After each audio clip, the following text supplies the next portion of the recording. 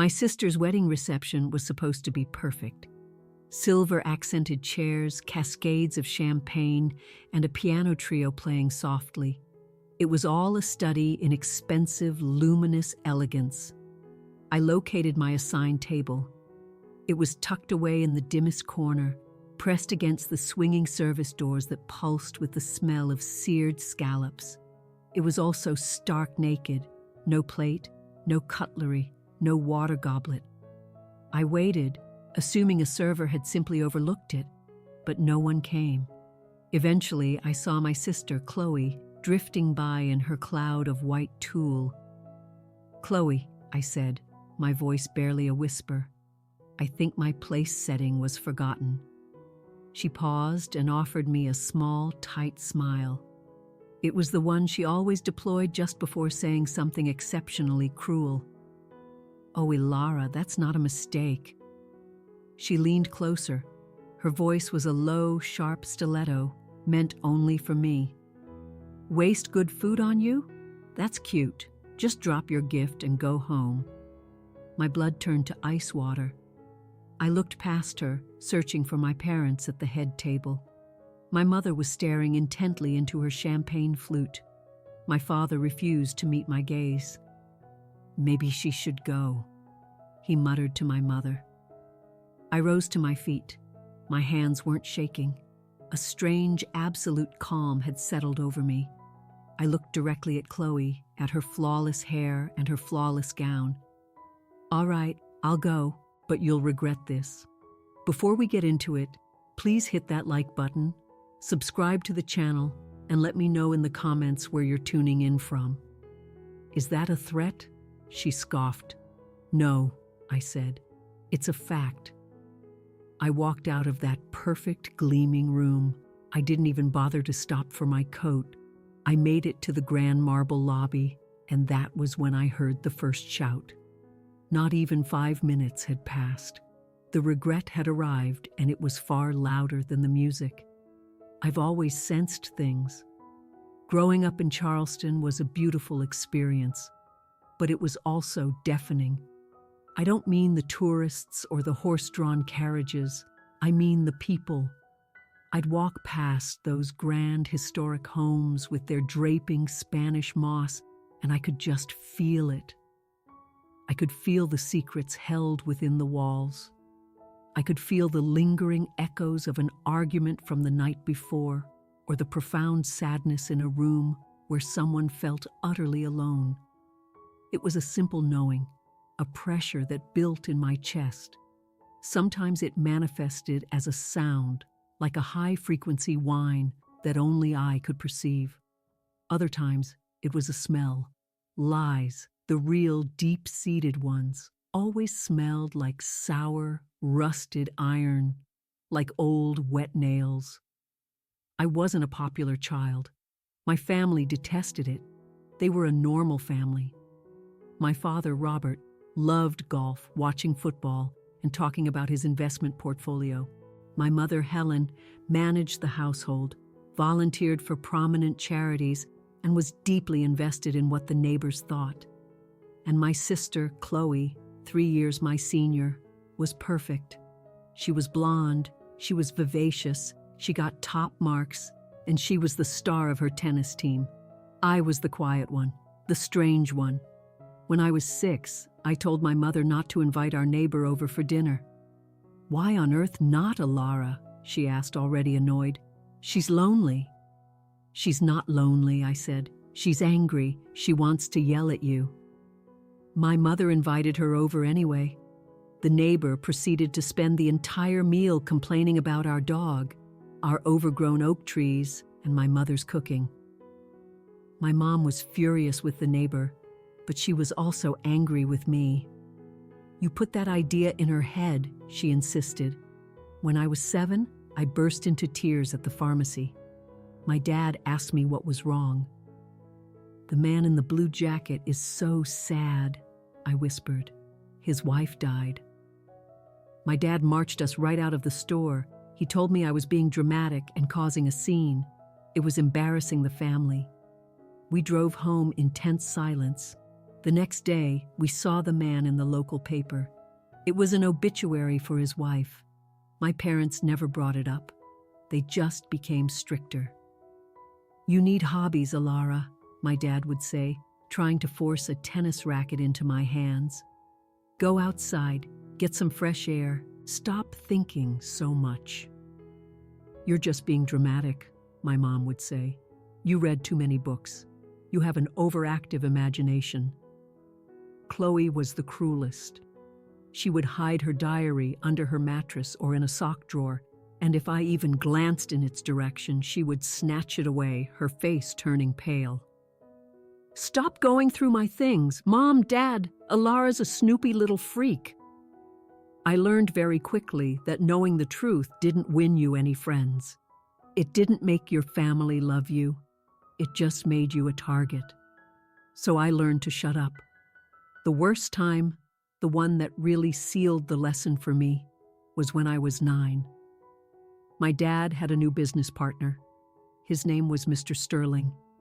He came to our house for a barbecue. He was boisterous, he laughed a lot, and he kept shaking my dad's hand with fervor. "Robert," he boomed, "we are going to be rich." My dad was happier than I'd seen him in years. My mom was bustling around with plates, laughing at Mr. Sterling's jokes. Chloe was showing him her tennis trophies. He turned to me. "And who is this little one?" He reached out to shake my hand. The second his skin made contact with mine, I smelled it. Strong, suffocating, that awful sharp scent of sour, rusted iron. It was so potent it made me gag. I yanked my hand back. "What's wrong with her?" Mr. Sterling laughed, but his eyes were like chips of ice. "Ilara," my dad said, his voice taut with a warning. "Be polite." I couldn't stop myself. I looked at my mom. "Mom," I whispered, tugging on her sleeve, "don't let Dad give him money. He's lying. He smells wrong." The happy atmosphere of the party evaporated. The air went still. Mr. Sterling's fake smile vanished. My mom's face went white with mortification. My dad's face turned a deep, blotchy red. "Alara, go to your room," he commanded. "But Dad, he's lying. Now go to your room and you stay there. You will not come out and embarrass this family again." I ran upstairs, crying. I could hear their voices. My dad was apologizing profusely. "She's a dramatic child, so sorry." My mom was laughing, a fake, high-pitched laugh. Kids, what an imagination, right? A month later, Mr. Sterling was gone. So was my parents' entire life savings. He had taken everything. He'd used my dad's name to take out fraudulent loans. It was a catastrophe. I stayed in my room. I heard the shouting. I heard my mom weeping in the kitchen late at night. I heard my dad on the phone, his voice quiet and broken. They had to sell our nice sedan. My mom had to find a job. Chloe couldn't go to tennis camp. It was a hard, quiet, terrible time. One night, I crept downstairs for a glass of water. My mom was at the kitchen table, her head in her hands. She looked up at me. Her eyes were red-rimmed. I waited. I thought, this is it. She'll say it. She'll say I was right. My mother just stared at me. Her expression was not grateful. It was not kind. It was glacial. It was filled with blame. "Don't you say a word," she whispered, her voice like ice. "Don't you ever say you told us so. This is your fault. You and your strange, awful ways.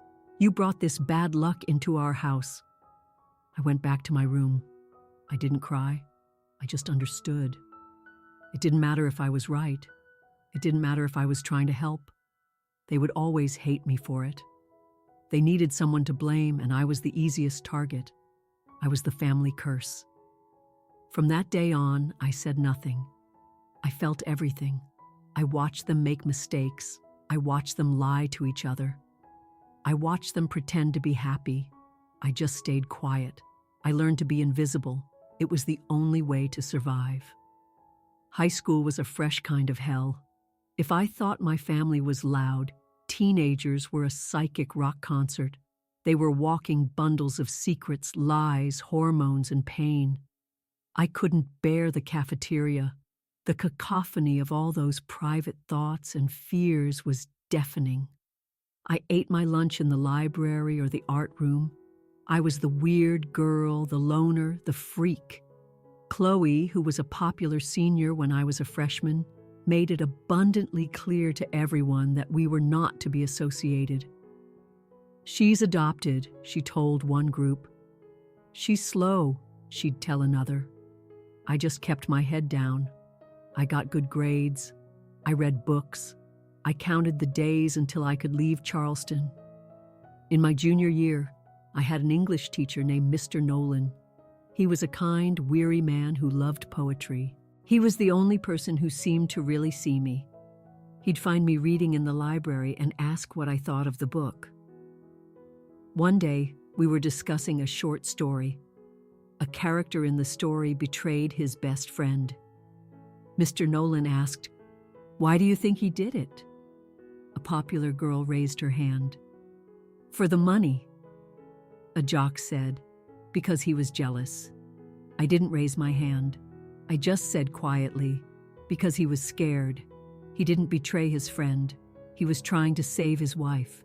His wife is sick, and he's hiding it." The class went silent. Everyone stared at me. Mr. Nolan looked at the book, then back at me. "Ilara," he said slowly, "the wife isn't mentioned in this part of the story." "I know," I said, my face growing hot, "but that's why. He's not a bad person. He's just trapped." Mr. Nolan held my gaze for a long moment. "That," he said finally, "is a very interesting reading." After class, he asked me to stay behind. I thought I was in trouble. "How did you know that, Ilara?" he asked.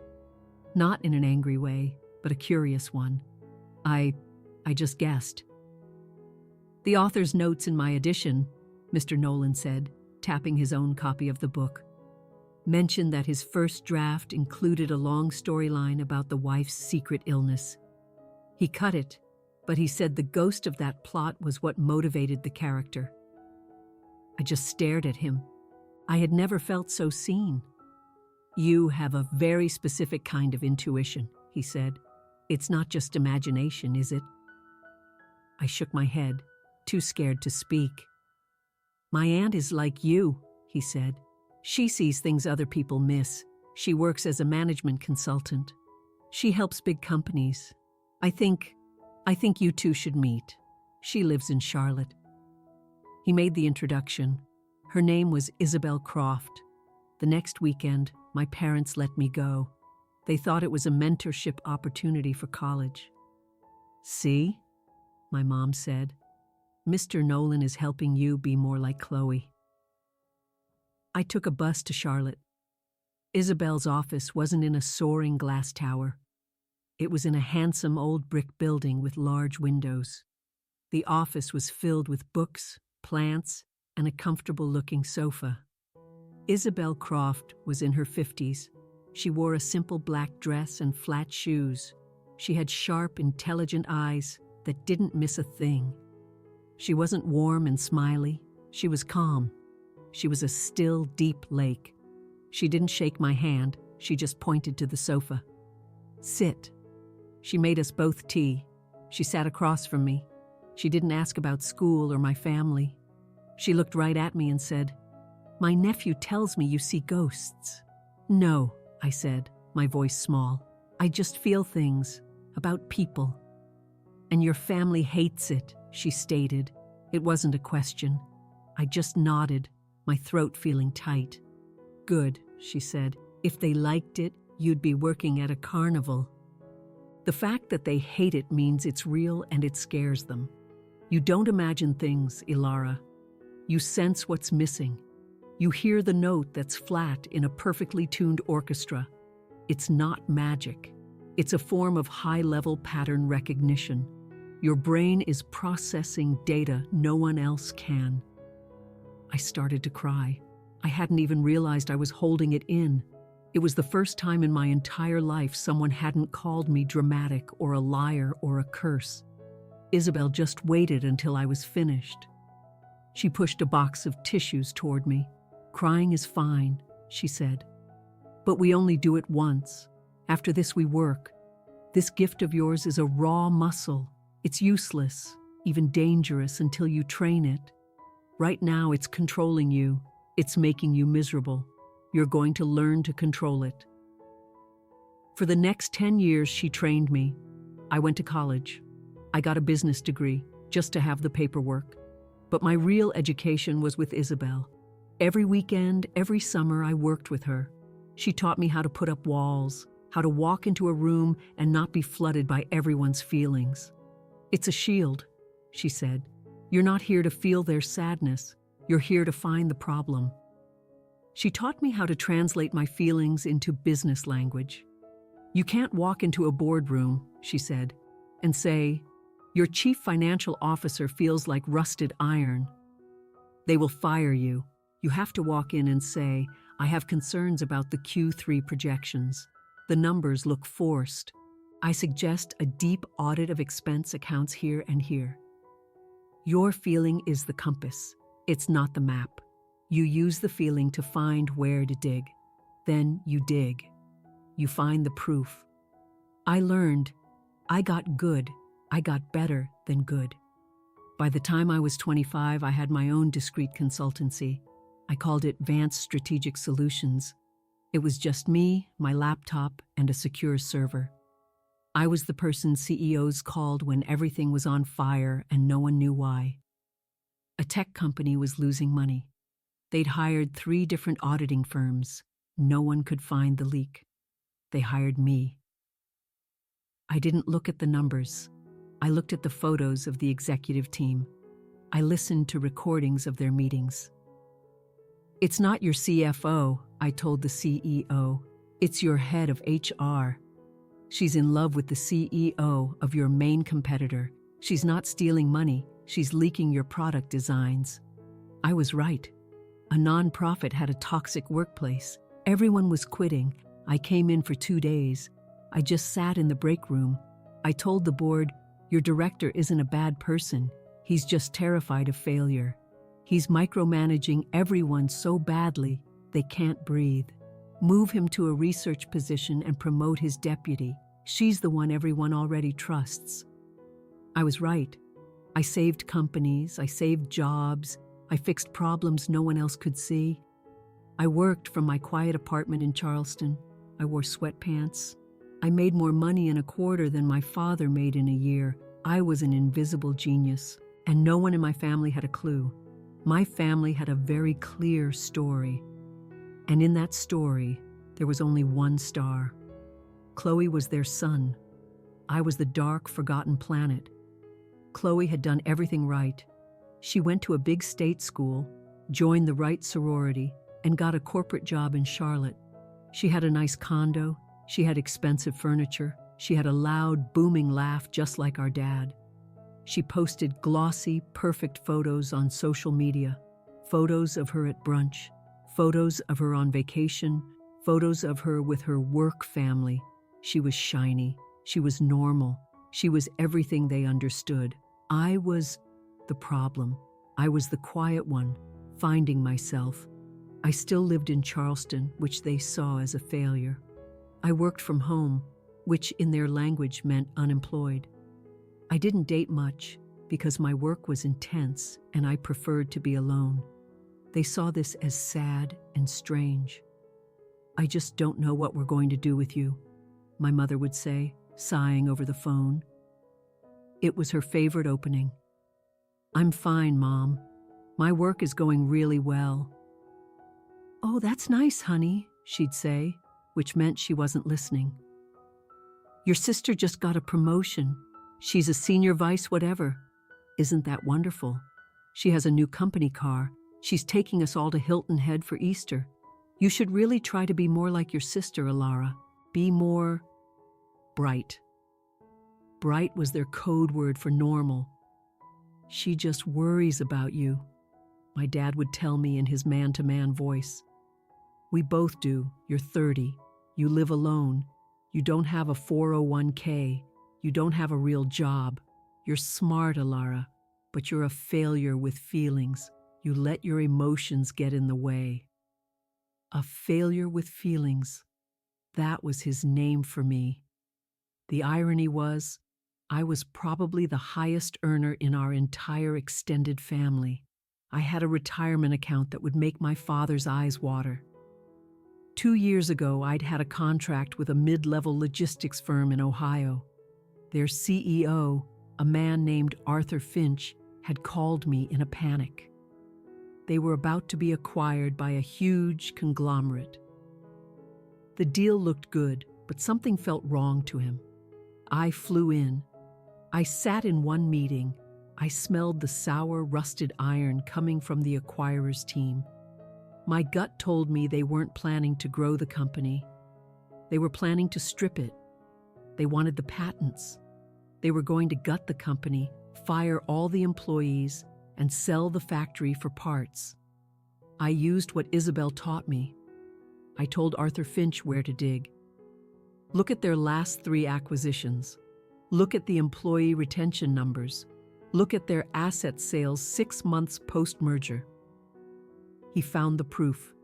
He canceled the deal. He found a different, better partner. Last I heard, that firm had just hired 300 new employees. Arthur Finch had sent me a case of wine so expensive I was afraid to open it, with a simple note. You didn't just save my company, you saved my town. Thank you, Alara. My family didn't know about that. They never asked. When I went to their house for Sunday dinners, it was the Chloe show. I had the most insane presentation, Chloe would boom. And my boss told me right in front of everyone, Chloe, you are a rock star. Oh, that's our girl, my dad would cheer, raising his beer. We are so proud of you, honey, my mom would beam. Then all 3 of them would turn to me, their smiles fading a little. And you, Alara? My mom would ask. How is your little blog? Or is it a website? It's a consultancy, Mom. It's good. I'm busy. That's nice, she'd say, and then immediately turn back to Chloe. Now tell us about this new man you're seeing. Is he handsome? I was invisible. I was the placeholder. I was the quiet, disappointing shadow that made Chloe look even brighter. To be honest, most of the time, I didn't care. Their approval was not something I needed anymore. I had Isabel. I had my work. I had the quiet, deep satisfaction of knowing I was good at what I did. I was saving people. I was making a real difference. But sometimes it hurt. Sometimes I just wanted my dad to look at me and say, "That's my girl," just once. Sometimes I wanted my mom to ask me a real question about my life. But they never did. They didn't want to know. They had their story, and they were sticking to it. Chloe was the winner. I was the loser. They needed me to be the failure. It made the whole family dynamic simpler. It made sense to them, so I let them have it. I let them think I was the sad, strange girl finding herself. It was easier. It was my shield. If they knew the truth, it would break them. Or more likely, they wouldn't even believe me. They'd just say I was being dramatic again. Chloe announced her engagement at our parents' 35th wedding anniversary party. She stood up, tapped her wine glass, and waved her left hand. The diamond was enormous. It was so big it looked gaudy. "Julian asked me," she squealed, and I said yes. My parents burst into applause. My mom started crying. My baby, finally. A man I had never seen before stood up and wrapped his arm around Chloe's waist. He was handsome in a generic catalog model way. Perfect teeth, perfect hair. He smiled, but the smile didn't reach his eyes. "This is him. This is Julian Thorne," Chloe gushed. My dad was already shaking his hand, pounding him on the back. "Welcome to the family, son. Chloe tells me you're in finance, a future CEO. I do my best, sir," Julian said, his voice as smooth as oil. "He's a senior partner at his father's firm," Chloe said, beaming. "That's fantastic," my mom said. I was standing by the fireplace, just watching. Julian's gaze scanned the room, cataloging everything. He saw me and his smile widened. He and Chloe walked over. "And this must be the little sister," he said. "Ilara, the creative one." He stuck out his hand. I had no choice. I took it. The second I touched him, my blood went cold. It was him, the man from my childhood, Mr. Sterling. It wasn't the same person, but it was the same feeling. Cold, metallic, false, a deep, sick emptiness, a smell of sour, rusted iron so strong it made me want to pull my hand away and wipe it on my dress. This man was not just a liar. He was a void. He was a black hole. I dropped his hand quickly. "Ilara," Chloe snapped, "don't be rude. Say congratulations." "Congratulations," I said. My voice was flat. Julian just kept smiling, but his eyes were locked on me. He knew. He knew I could see him, and he didn't like it. I waited until the party was winding down. I caught Chloe in the kitchen while she was grabbing more wine. "Chloe," I said, keeping my voice low, "please, just be careful." She rolled her eyes. She was already annoyed. "Be careful of what, Ilara? My own happiness? Are you going to have a feeling and ruin this for me too?" "It's Julian," I said. "Something is wrong with him, seriously. Please, just run a background check. Ask more questions about his firm." Chloe's face turned hard.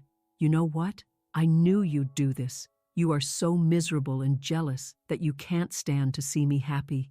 You're just jealous that I have someone and you have your apartment and your feelings." "It's not jealousy, Chloe. He feels false. He feels dangerous." "You think everyone is dangerous, Ilara," she hissed. "You're the family curse. You've always been. You want to ruin this for me just like you ruined Mom and Dad's savings, just like you ruin everything." She shoved past me. "Get out. Just go home." I went home. I didn't say another word. I had tried. I had done my duty. Now it was out of my hands. The next 6 months were a blur of wedding planning. My mother and Chloe were obsessed. They talked about flowers, dresses, caterers, and venues. My dad was bragging to everyone at his golf club that his daughter was marrying into the Thorne family. I was not invited to be a bridesmaid. "We're just keeping it small, honey," my mom told me. "Just Chloe's closest friends." I was not invited to the dress fitting. I was not invited to the bridal shower. I was just expected to show up and to bring a gift. The invitation arrived a month before the wedding. It was thick, cream-colored cardstock with silver, swirling letters. It probably cost $20 apiece. Tucked inside was a smaller, separate card just for me. It was not printed. It was in Chloe's sharp, perfect handwriting. It said, "Ilara, your invitation is for you alone. No +1s unless they are family or VIPs. We are keeping the guest list very exclusive. The registry is at Tiffany's and Williams-Sonoma. Don't forget a generous gift. We're counting on you to be normal for one day." C. Classic Chloe. A threat and an insult wrapped in a demand. I stared at the note. "You are not a VIP. You are not really family. You are an obligation. And you'd better pay for your plate." I almost decided not to go. I could get sick. I could have a work emergency. But then I thought of Isabel. "You never hide, Ilara. You observe. You wait." And I thought of Julian's cold, dead eyes. That smell of rusted iron. Something was going to happen at this wedding. I didn't know what. But I knew it would be big. And I knew I had to be there to see it. I bought a beautiful, simple, expensive blue dress. I went to the registry and bought them the most expensive crystal bowl they had listed. And I got ready to go watch the show. The ceremony was beautiful if you like that sort of thing. It was in a historic Charleston church with high ceilings and stained glass windows. Chloe looked like a princess. Julian looked like a prince. They said their vows, and my mother cried loud, happy tears.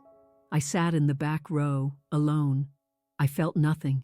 It was like watching a movie I had already seen. I just smelled the rusted iron. The reception was held at an old, expensive hotel downtown. The ballroom was stunning. It looked exactly like Chloe's magazine spread. There were silver accents on everything. Champagne towers sparkled under crystal chandeliers. A piano trio played classical music. Hundreds of people were there, all laughing, drinking, and dressed in their best. My parents were at the head table, beaming. They were sitting with Julian's parents, laughing like old friends. Chloe and Julian were gliding through the room, greeting their important guests. I found the seating chart. It was a huge, silver-framed mirror. I searched for my name. Alara Vance. Table 24. I walked through the crowd. Table 20. Table 21. Table 22. I kept walking. The tables got less crowded. The flowers and the centerpieces got smaller. I finally found it. Table 24 was not really in the ballroom at all. It was in a small, cold alcove right by the swinging service doors to the kitchen.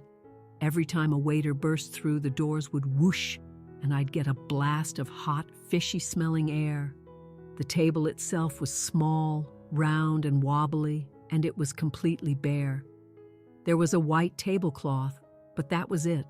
No silver charger plate, no folded napkin, no wine glass, no water glass, no silverware. There were 4 chairs, but I was the only one sitting there. I sat down. I waited. I thought, it's a mistake. They're just busy. Someone will come. The music played. The waiters brought out appetizers to all the other tables. Trays of shrimp cocktail, tiny quiches, and champagne. No one came to table 24. I watched as people ate. I watched them laugh. I felt a cold, familiar stone drop into my stomach. This wasn't a mistake. I sat there for 20 minutes. I felt like a ghost. People walked by, but they were trained to ignore the service area. They didn't see me. I was invisible. This was my place. The dark corner. The empty table. This was what my family thought of me. Finally, I saw a young server setting down a water pitcher nearby. "Excuse me," I said, my voice quiet. He jumped. He hadn't seen me. "Oh, I'm sorry, ma'am." "I think my table was missed," I said, pointing to the empty surface. "I'm at table 24. I don't seem to have a plate or any silverware." The server, a kid of about 19, looked confused. He pulled a folded paper out of his apron pocket. He scanned it, his finger running down the page. His face turned red. He looked up at me, and he couldn't meet my eyes. He looked embarrassed. "Ma'am," he said, his voice low. "Table 24 it's marked as self-managed." "Self-managed?" I asked. "What does that mean?" He shifted, clearly uncomfortable. It's a note from the wedding planner. It means it's not on the catering list. There's no meal assigned to this table." No meal. They had invited me to my own sister's wedding and were not going to feed me. "So, there's no food for me," I said. It wasn't a question. I can go try to get you something from the kitchen," he offered, but he looked scared. But the bride's mother was very specific. The meal count was exact. "It's okay," I said. "It's not your fault." He scurried away, glad to be free of me. I sat there in the smell of steamed fish at my empty table. I just breathed. Isabel's voice. "Don't feel, observe. This is data." I observed.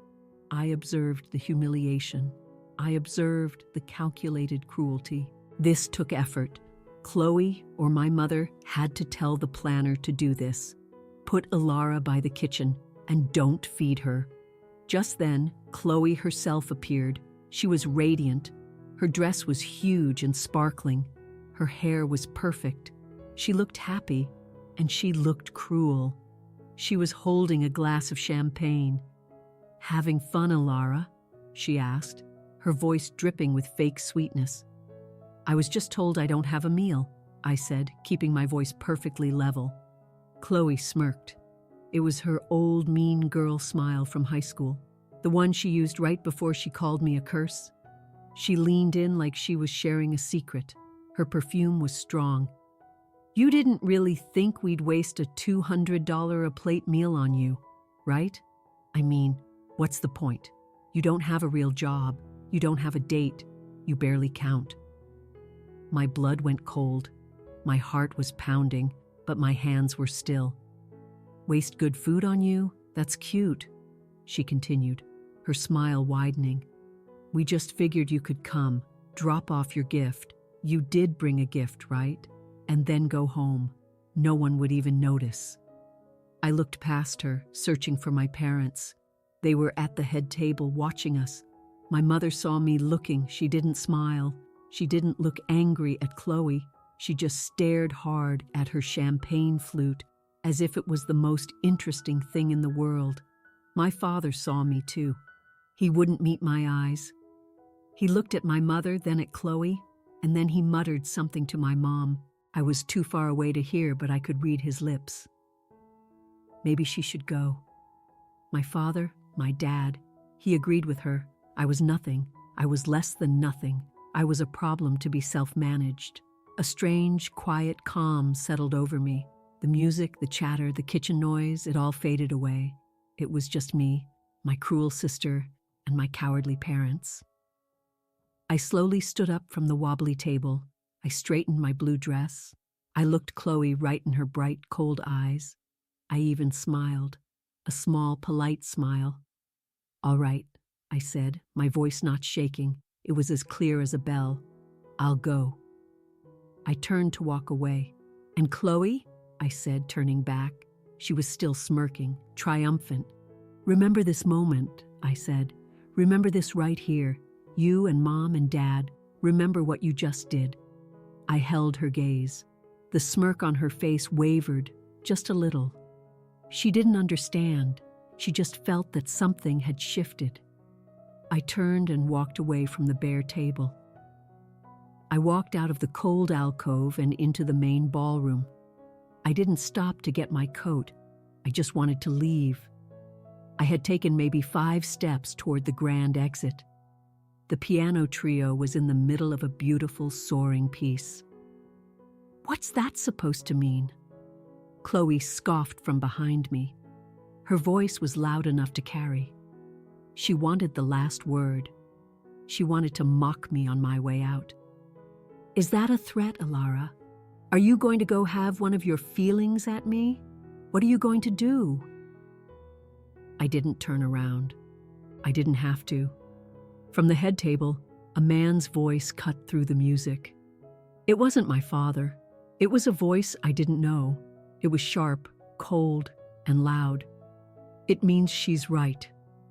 The music stopped. The piano trio trailed off, one chord hanging in the silence. Every head in the ballroom turned toward the head table. A man I had vaguely noticed before was standing. He was sitting next to Julian's parents. He looked like Julian. Same dark hair, same strong jaw, but older. He looked more solid. His suit was expensive, but he didn't look slick. He just looked angry. His face was dark red. "Leo!" Julian's father hissed, grabbing his arm. "Sit down. Not now." "Now," the man, Leo said, shaking his father's hand off. This was Leo Thorne, Julian's older brother, the best man. "What the hell are you talking about?" Julian said, trying to laugh. His face was already pale. He knew what was coming.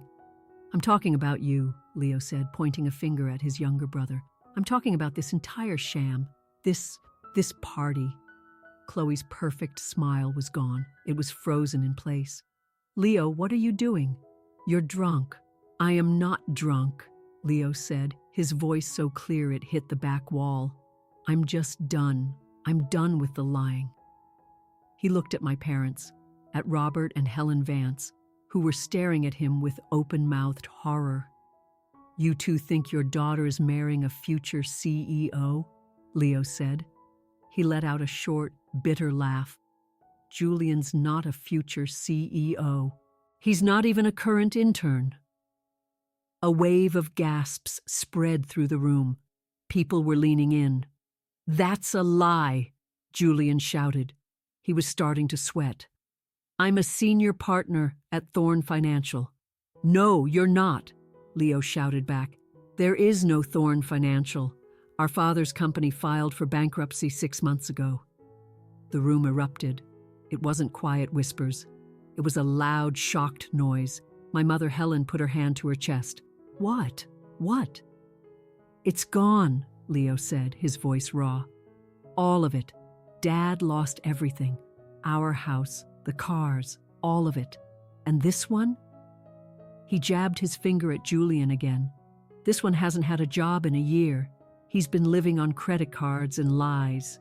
Julian looked like he was going to be sick. He was grabbing Chloe's arm. He's lying, baby. He's just jealous. He's always been jealous. Jealous? Leo was furious. Jealous of what? You're a fraud. He rushed this wedding. He rushed it so he could get married before the bankruptcy news went public. He rushed it to access your family's money. He told me last night. He said he just had to get through this one night, and then he'd be set for life with your money. Chloe's perfect painted face just shattered. It was the most awful, complete breakdown I'd ever seen. Her mouth opened, but nothing came out. Her eyes were wide. She looked at Julian. Julian? She whispered. Is that true? Tell me it's not true. Julian couldn't speak. He was pulling at his collar. He looked at his brother, then at my parents, then at the hundreds of guests who were now all staring at him. He was trapped. I was still standing in the middle of the floor. I hadn't moved. I was watching it all. This was the sour, rusted smell. It wasn't just a lie, it was a void. It was a total, desperate fraud. My sister, so desperate to marry someone perfect and successful, had been fooled by a man who was nothing but an empty suit. My father, Robert, finally found his voice. This is an outrage. This is a private family matter. Security! Someone get him out of here. It was a private matter, Dad, Leo said, his voice heavy. Until he tried to drag this family into his con, until he lied to all of you. He looked for the first time at me. He saw me standing there halfway to the door. He saw the empty, insulting table behind me. His eyes softened for just a second. And then I watched you all, he said, his voice dropping but still carrying. I watched this family treat your other daughter like garbage, like she wasn't even human. You're so obsessed with the look of things you can't see the truth. You don't deserve the truth. He threw his napkin down on the head table. I'm done. The wedding's a lie. The man is a fraud. Good night. He started to walk away. Chloe let out a sound. It was a high-pitched wail. No, no, Julian, tell me. But before Julian could answer, before my dad could call for security again, another voice spoke. It was not loud like Leo's. It was calm and full of authority. He's right about the family, the man said, but he's wrong about one thing. I froze. My heart, which had been pounding, seemed to stop. The voice came from a table near the front. Table 3. A man in an expensive-looking dark suit was standing up. He was in his late 50s with gray hair and a face that was used to giving orders. I knew him. It was Arthur Finch, the CEO of Finch Logistics, the man whose company I had saved 2 years ago, the one who sent me the expensive wine. I had no idea he'd be here. Chloe, in the middle of her breakdown, stopped wailing. She looked at him, her face a mess of tears and confusion. What? My parents stared. My father, Robert, looked baffled. Who are you? My name is Arthur Finch, the man said, his voice polite but firm. My father's eyes went wide. Finch? Of Finch Logistics? You're a member at my club. My dad sounded starstruck. This was a real CEO, a real VIP. We are, Mr. Finch said curtly, and I'll be speaking to the board about you later, but that's not why I'm here. He looked at Chloe. You just asked your sister what she was going to do. You just mocked her for, what was it, having feelings? Chloe just blinked. Tears stuck to her eyelashes. Mr. Finch turned his head and looked right at me. He wasn't smiling. He just looked respectful. I came tonight because my assistant saw your sister's wedding announcement. I came because I wanted to meet the family who produced someone as brilliant as Alara Vance. The entire room was silent. You could have heard a pin drop on the thick carpet. Chloe's head snapped toward me. Her eyes were narrowed. You know her? The her was full of disgust. It was impossible. The loser, the freak. Know her? Mr. Finch said, sounding almost amused. Ms. Vance, Alara, is the reason I still have a company. She's the reason 300 people in my town still have jobs. My father's mouth was hanging open. What? What are you talking about? She works from home, on her computer. Yes, she does, Mr. Finch said. Last year, my company was on the verge of a disastrous merger. A deal that my entire board, all my lawyers, and 3 different auditing firms said was perfect. He took a step out from his table into the aisle. He was talking to the whole room now. I hired Ms. Vance because something felt off to me. I couldn't explain it. She flew in. She sat in one meeting. She didn't say a word. The next day, she gave me a 3-page report. She told me exactly where the other company was hiding its debt. She told me they weren't planning a merger. They were planning a hostile takeover and liquidation. She called it a pump and strip. He shook his head, still in awe. She saw in one day what no one else saw in 6 months. She didn't just have a feeling. She had the truth. She saved my company. Quietly. Brilliantly. She is the most astute risk analyst I have ever met in my 30-year career. He looked at my father. You should be proud. She's a genius. The whispers started again. They were loud. Who is she? Is that true? I thought she was the poor relation. A genius? Chloe's face was white. She looked from Arthur Finch to me. She was processing. The fraud fiancé, the genius sister. Her perfect world was tilting and spinning. No, Chloe stammered. It was a reflex. She was just denying everything. No, she works from home. She's just Alara. She's the weird one. She's a failure with feelings. Mr. Finch's face hardened. She works where she wants, Miss Vance, he said, his voice cold. Because she's that good. And I, for one, have been trying to hire her to run my entire corporate strategy division for a year. She keeps turning me down, says she's happy as a consultant. He looked at me again. Alara, I'm so sorry. I saw what they did. I saw that empty table. He looked disgusted. You deserve better than this. When you're ready, my offer for that partnership is still on the table, and this time, I won't take no for an answer. He nodded at me, a sharp sign of respect. Then he looked at his wife. Honey, let's go. I've lost my appetite. He and his wife walked past the head table. They walked past Chloe, who was standing like a statue. They walked past Julian, who was now trying to shrink. The room was still. 2 bombs had gone off. The first one had destroyed Chloe's future. The second one had destroyed her past. All her life she had been the sun. I had been the shadow. And in 5 minutes, the entire universe had just been reversed. The silence after Mr. Finch left was worse than the shouting. It was a heavy, sick silence, filled with the sound of Chloe's ragged breathing. Then, one by one, came the sounds of the final collapse. A phone. Someone in the crowd, a guest, had their phone out and was recording. The little red light was on. Then another phone came out. And another. People weren't just whispering, they were documenting. They were texting. The scandal was already spreading outside the ballroom. This is a nightmare, my mother whispered finally. She put her head in her hands. She wasn't looking at Chloe. She was looking at the guests, at her friends, at the members of her charity committees. Julian, seeing his chance while everyone was staring at me, made a move. He grabbed Chloe's arm. "Baby, let's go. We can fix this. He's lying. They're all lying.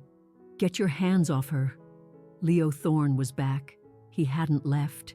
He'd just been waiting. He shoved his brother hard. "You've lied to everyone long enough." "This is family business," Julian yelled, shoving him back. "You're not family," my father suddenly roared. He stood up, his face purple. "You fraud!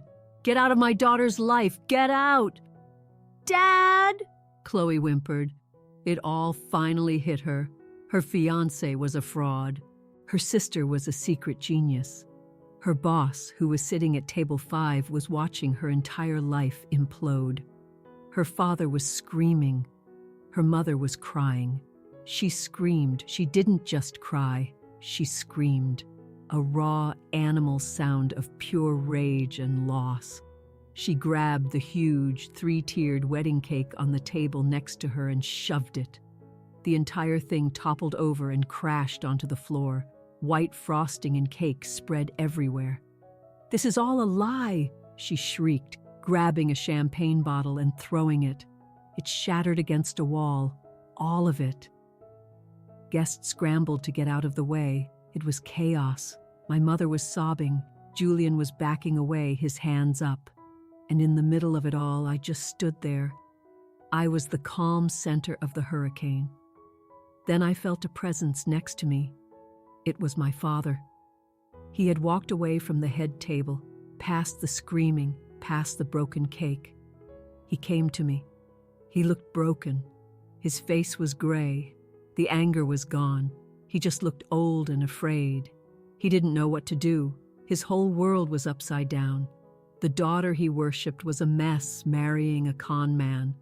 The daughter he ignored was a respected genius. "Alara," he whispered. His voice was hoarse. He couldn't look me in the eye. He was staring at my shoulder. "Alara, He stopped. What could he say? "I'm sorry. I didn't know."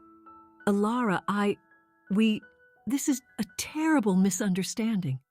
A misunderstanding, that's what he called it. Years of neglect. Years of calling me a curse, a failure, telling me to go home from my sister's wedding, an empty table.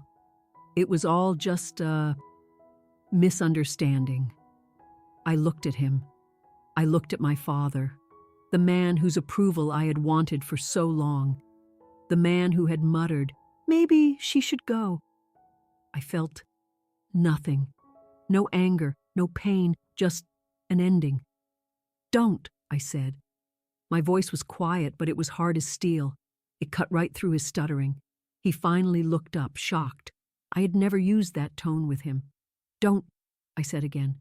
"You stood at that table and you watched. You watched Chloe humiliate me. You watched them give me an empty table near the kitchen. You heard what she said, and you agreed with her. You said I should leave." His face went white. He knew I had heard him. "This isn't a misunderstanding," I said. "This is a choice. This is the family you all built. You wanted a perfect, shiny daughter. You got one. You wanted a failure. You had me. You were so busy seeing what you wanted to see, you never saw what was real." I looked over at Chloe, who was now sobbing on the floor, her white dress stained with cake. I looked at my mother, who was being comforted by her friends. "This," I said, motioning to the chaos, is not on me. This is on you, all of you." I turned and I walked out of the ballroom. I walked through the plush, silent lobby. The music from the party was just a dull, throbbing bass line behind me. I pushed open the heavy glass doors of the hotel. The cool, humid Charleston night air hit my face. It felt clean. I took a deep breath. I felt light. I felt empty.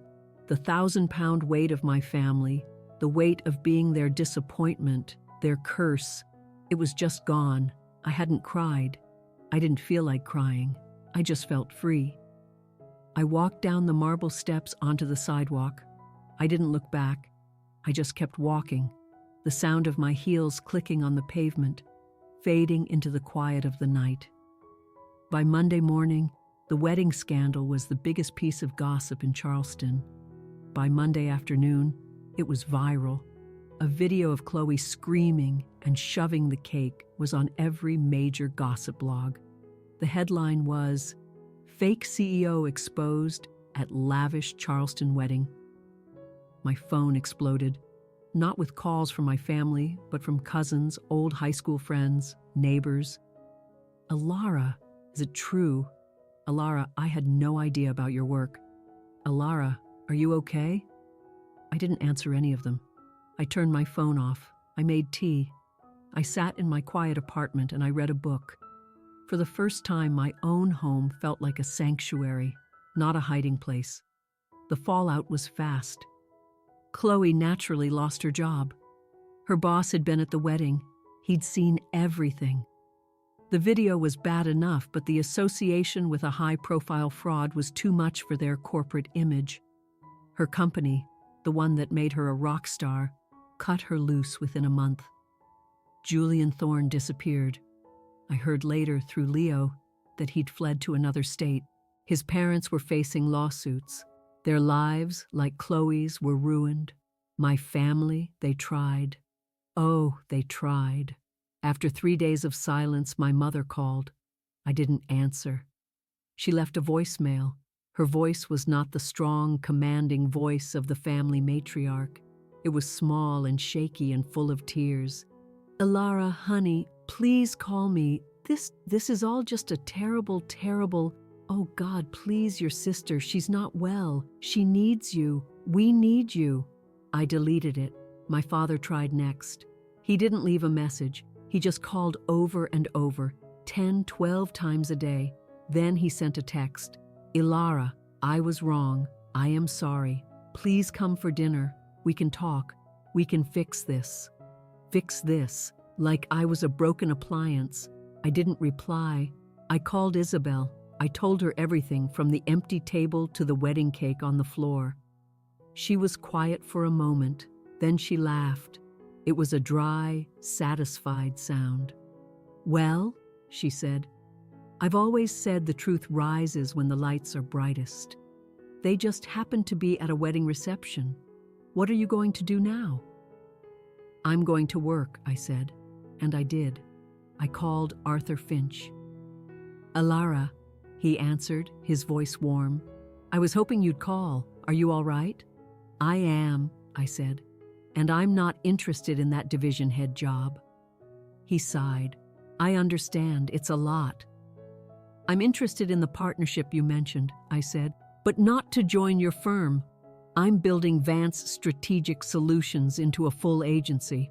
I want Finch Logistics as my first client, a full partnership. We work together as equals." He was silent. Then he let out a low whistle. "You don't pull your punches, do you?" "No," I said, "not anymore." "Good," he said. "I'll have my lawyers draft the papers." That was a year ago. Vance Strategic Solutions now has an office in that beautiful brick building in Charlotte, right down the hall from Isabel. I have a small, brilliant team. We don't just advise on risk. We rebuild broken companies. We find the rot and we cut it out. We are very, very good at it. I still live in Charleston. I like the quiet. I fly to Charlotte when I need to.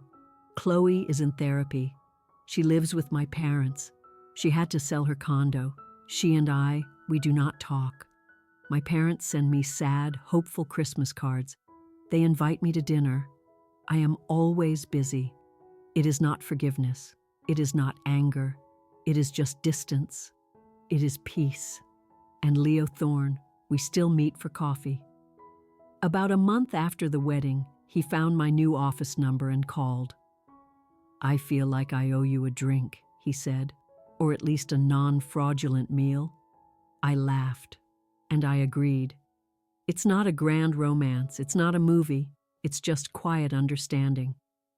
We are two people who are good at cleaning up other people's messes. He's rebuilding his family's name the right way, with honesty. I'm building my own. We sit at a small cafe and we talk. We talk about work and books and the strange, loud world. He looked at me last week over his coffee cup. "You're very different than you were at that wedding," he said. "You were so quiet." I smiled. I thought about my whole life. My family calling me a curse. My parents calling me a failure. Chloe calling me invisible. I thought about all the years I spent in the shadows listening. "I've always been quiet," I said. "I just learned the difference." "What difference?" he asked. "Silence isn't weakness," I told him. "It's not an empty room. It's power just waiting. It's just waiting for the right room and the right moment to finally be heard."